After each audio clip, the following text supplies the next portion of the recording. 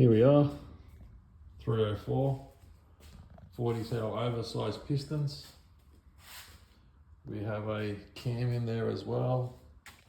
I don't know the actual specs of the cam, but I know it's not standard.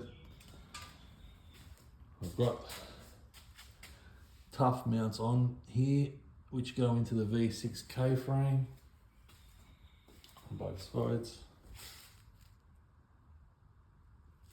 Hopefully we'll have the heads ready, bolt the heads on, and then put it in the car.